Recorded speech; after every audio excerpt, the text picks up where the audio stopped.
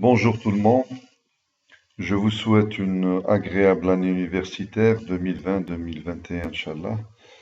L'intitulé de la question d'aujourd'hui relève de la pathologie oncologique, c'est-à-dire cancéreuse, comme c'est mentionné sur cette plaque, et donc c'est le cancer de l'œsophage.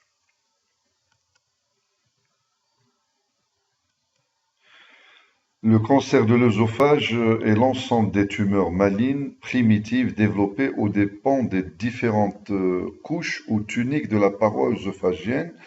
Nous allons exclure l'ensemble des tumeurs du cardia et de l'hypopharynx qui sont des entités cancérologiques à part, d'un point de vue anatomique bien sûr. Ce cancer se développe le plus souvent à partir de cellules de la muqueuse, c'est-à-dire de la couche la plus interne de la paroi œsophagienne, et il est considéré d'un point de vue épidémiologique comme étant le troisième cancer digestif derrière celui du côlon et du rectum et le cancer de l'estomac.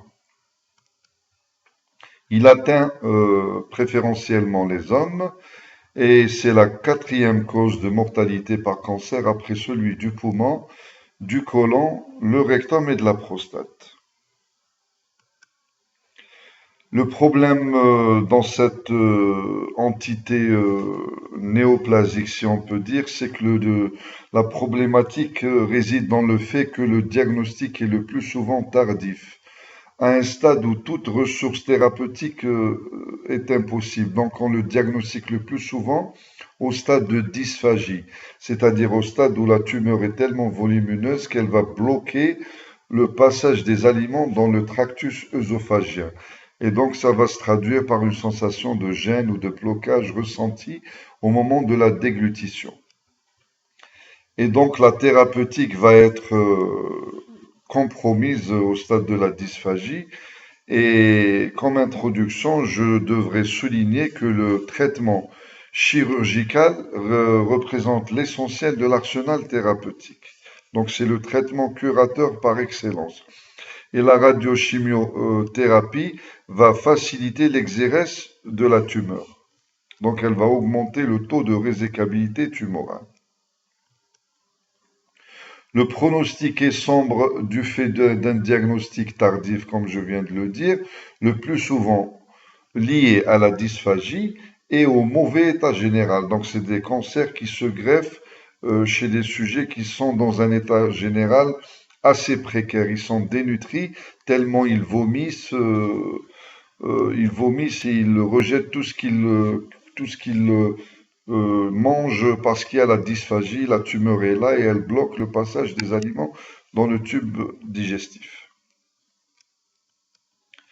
Le facteur de risque principal, c'est l'alcool et le tabac. Bien sûr, c'est un facteur de risque par excellence. Et il y a d'autres pathologies œsophagiennes bénignes qui peuvent devenir représenter plutôt le lit du cancer, comme l'œsophagite peptique, qui est une inflammation œsophagienne secondaire au reflux gastro-œsophagien, l'endobrachioœsophage, qui est un œsophage court et dans la paroi, la muqueuse, elle va subir des remaniements, des changements histologiques secondaires au reflux, bien sûr. Le mégaœsophage idiopathique, qui est une sténose du bas œsophage avec une dilatation œsophagienne en amont, qu'on appelle aussi la chalasie. Les œsophagites liées aux brûlures caustiques, et bien sûr les dilatations œsophagiennes qui peuvent dégénérer plus tard et devenir cancer, tels que les diverticules œsophagiens. D'un point de vue anatomique, l'œsophage est un conduit musculaire, il est contractile, qui va s'étendre du bord inférieur du cartilage cricoïde jusqu'au bord droit de la grosse tubérosité gastrique. Donc la longueur moyenne d'un œsophage chez un sujet adulte avoisine les 25 cm. C'est un organe qui est situé, comme on le voit sur cette plaque, dans une partie très noble de la cage thoracique qu'on appelle médiastin. Ce médiastin il va contenir plein d'organes vitaux tels que le cœur, la trachée, la bifurcation bronchique qu'on appelle qu'on appelle la carène et la crosse de l'aorte. Et nous voyons ces filets jaunâtres qui sont des filets nerveux qu'on appelle les nerfs vagues qui vont innerver l'œsophage et l'estomac également. Donc si la tumeur est volumineuse, elle peut envahir des éléments très importants qui sont situés dans le médiastin, tels que les branches et la crosse de l'aorte, rendant ainsi le traitement chirurgical quasiment impossible. Donc ça va donner une tumeur envahissante. L'œsophage, il est subdivisé en plusieurs parties. Nous avons une partie cervicale qui s'étend du bord inférieur du cartilage cricoïde à l'entrée dans le thorax. Donc, c'est une situation qui avoisine à peu près les 19 cm des arcades dentaires. Un œsophage thoracique qui est subdivisé en 3 tiers, un tiers supérieur, un tiers moyen et un tiers inférieur. Le tiers supérieur, il va de l'orifice supérieur du thorax jusqu'à la bifurcation trachéale et ça représente à peu près une distance de 25 cm des arcades dentaires. Bien sûr, cette distance, on va la mesurer grâce à une endoscopie œsophagienne. Le tiers moyen, il s'étend de la bifurcation trachéale, d'accord? Il est situé sous cette bifurcation et donc il est situé à peu près à 25 à 32 cm des arcades dentaires. Le tiers inférieur, c'est généralement l'œsophage abdominal, donc il est situé à peu près à 32 jusqu'à 40 cm des arcades dentaires. Le diagnostic d'une lésion tumorale, il est histologique, bien sûr après une biopsie, et donc une fois cette tumeur biopsiée, dans 90% des cas, elle ne peut être qu'un carcinome épidermoïde, donc c'est la forme la plus fréquente. D'autres formes sont moins fréquentes, c'est les adénocarcinomes de l'œsophage, et ce type histologique intéresse en général l'œsophage abdominal. Sur le plan clinique, le cancer de l'œsophage est reconnu tardivement, donc il est là, il est asymptomatique, jusqu'au jour où on peut découvrir cette tumeur. Déjà cliniquement, le patient va signaler des signes fonctionnels. Beaucoup plus, ça sera la dysphagie qui est le symptôme fondamental par excellence dans 85% des cas. Elle est d'abord intermittente minime, élective pour les solides, puis elle va évoluer vers une gêne permanente pour des aliments de plus en plus liquides. Au maximum, la tumeur, quand elle va obstruer la totalité de l'œsophage, on aura l'aphagie, qui est l'impossibilité d'avaler. Certains symptômes peuvent accompagner la dysphagie tels que les régurgitations, qui sont définis comme étant des retours vers la bouche sans effort de vomissement d'aliments qui viennent d'être avalés, et un hoquet, qui sont des contractions spasmodiques subites et involontaires du diaphragme. Les éructations peuvent être une symptomatologie parmi le reste, et c'est un rejet bruyant par la bouche de gaz contenu dans l'estomac. On peut avoir une haleine fétide et parfois des hypercyanurées à jeun. Autres symptômes révélateurs et qui sont péjoratifs, c'est-à-dire de mauvais pronostics, et c'est les douleurs thoraciques. Et quand on a des douleurs thoraciques avec un cancer œsophagien, ça sous-entend qu'il y a un envahissement médiastinal, donc un envahissement nerveux de l'aorte, des branches, et donc ça se traduit le plus souvent par des douleurs. Donc la douleur est un mauvais signe dans le cancer de l'œsophage. L'altération de l'état général va encore aggraver la situation du patient. Donc, c'est la conséquence de la dysphagie. Donc, qui dit altération de l'état général dit perte de poids et dénutrition.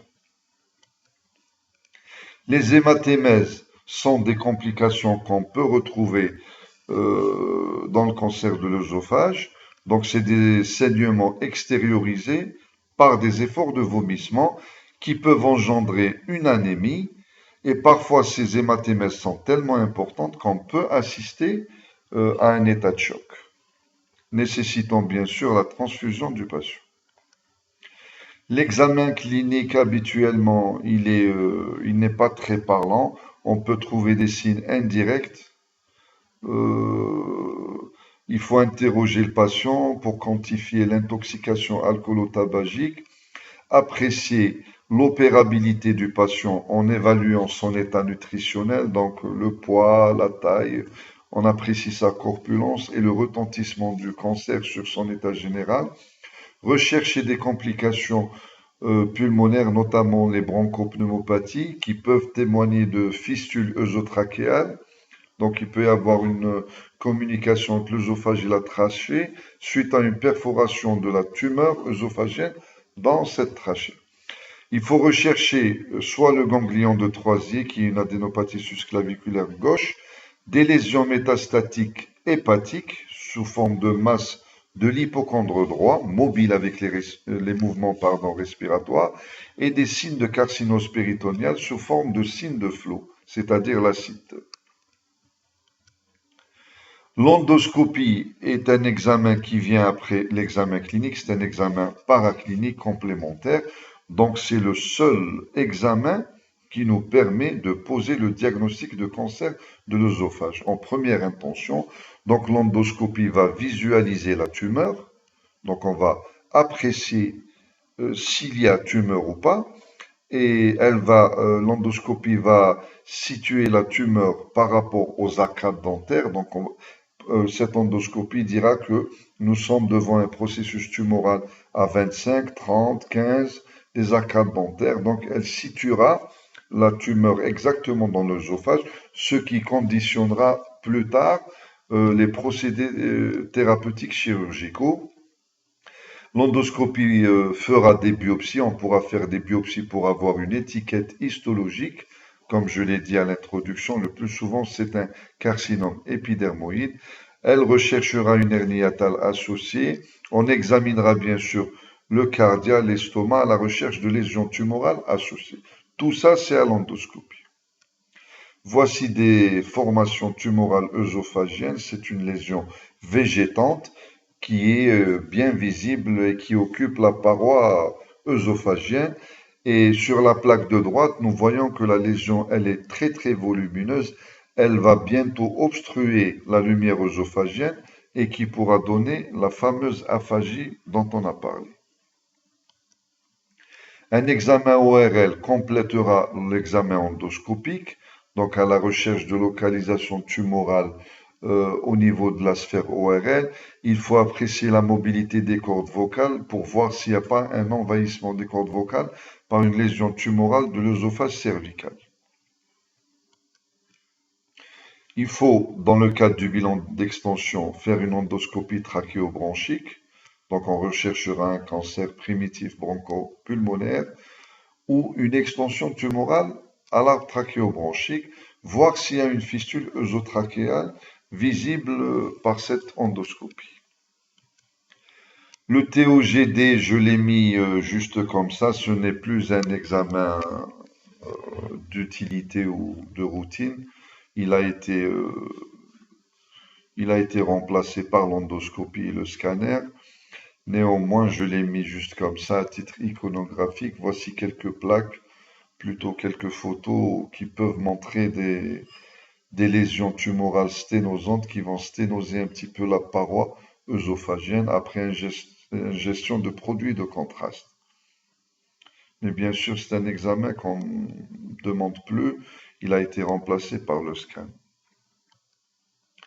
Le scanner, comme vous le voyez ici, donc nous ferons un scanner thoraco-abdominal. Le scanner thoracique objectivera s'il y a une lésion tumorale œsophagienne. Il va objectiver un épaississement pariétal, voire un processus tumoral bourgeonnant occupant l'œsophage, qu'il soit cervical, thoracique ou abdominal. Donc, ça sera une image tissulaire qui prendra le contraste après une injection de produits de contraste. Et le scanner va voir s'il y a un envahissement des éléments du médiastin, notamment la crosse de l'aorte et le système cardiaque. Bien sûr, on explorera le reste de la cavité thoracique, les poumons. Il recherchera un éventuel épanchement pleural qui pourra témoigner d'une carcinose pleurale. Le scan thoracique va rechercher une éventuelle métastase hépatique. Donc c'est un examen très important une fois qu'on ait fait l'endoscopie avec biopsie. L'écho-endoscopie complétera notre investigation. Cet examen, c'est une endoscopie avec un endoscope muni d'une sonde d'échographie. Donc, il va explorer la paroi œsophagienne et le reste de l'atmosphère périœsophagienne. Donc, l'écho-endo permet un bilan d'extension locorégionale, visualise d'éventuelles adénopathies péritumorales et à distance, jusqu'à plus de 3 cm de la tumeur.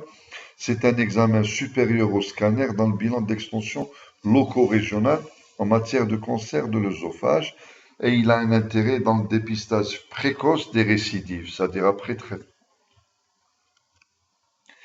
Parmi les complications du cancer de l'œsophage, donc la tumeur, elle peut se perforer dans le médiastin et donner ce qu'on appelle par la médiastinite, qui est une complication grave pouvant être le plus souvent mortelle, parce qu'il va y avoir une infection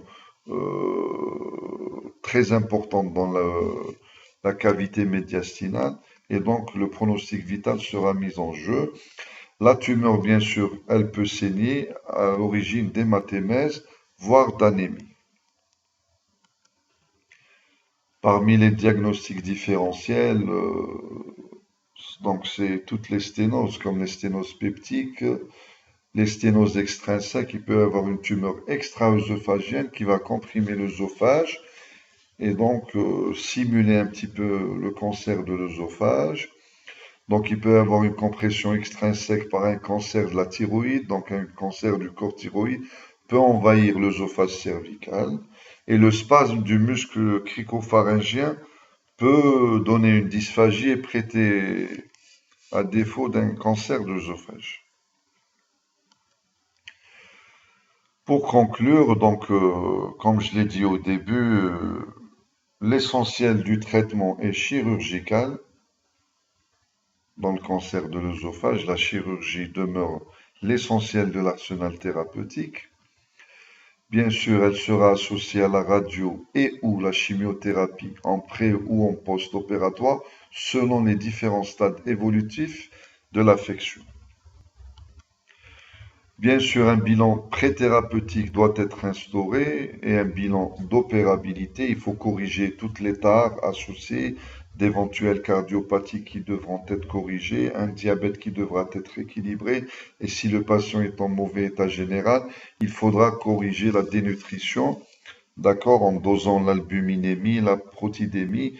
Donc, il faut corriger l'ensemble de ces problèmes pour que le patient puisse supporter une anesthésie générale et la chirurgie œsophagienne qui est très lourde.